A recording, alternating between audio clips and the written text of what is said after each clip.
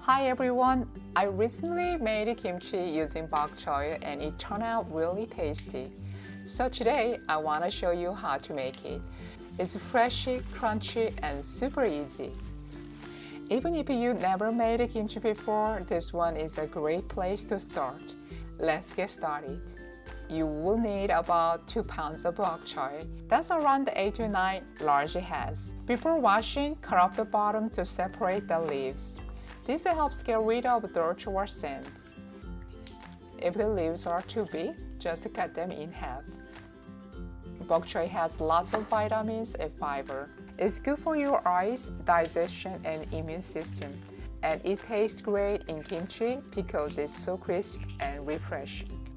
Put the trimmed bok choy in a large bowl and rinse it well about 2 times.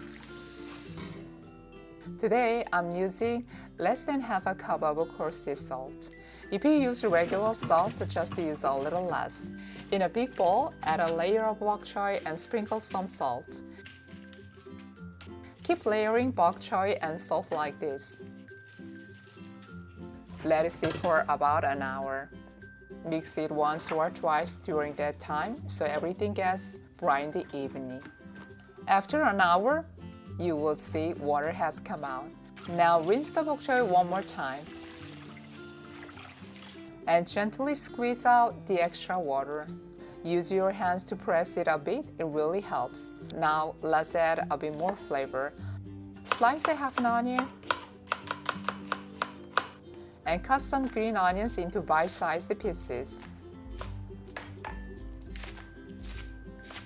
Add them to the bowl.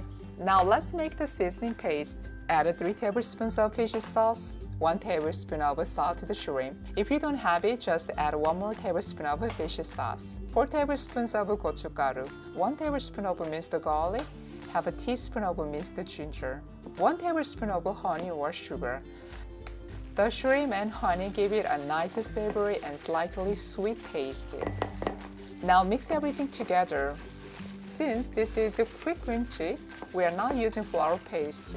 You don't need it here. It keeps the flavor light and fresh. Bok choy is soft, so the sauce spreads easily. Once it's all mixed, put the kimchi into a container. You can sprinkle some sesame seeds on top if you like.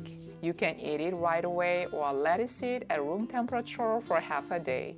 Then store it in the fridge overnight. The flavors get even better. Look at that color, so pretty. The chili paste sticks nicely and it smells amazing. Let's take a bite.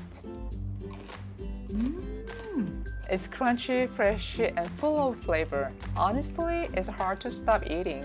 If you like kimchi, you should really try this one. It's simple, crisp, and super tasty. Thanks so much for watching.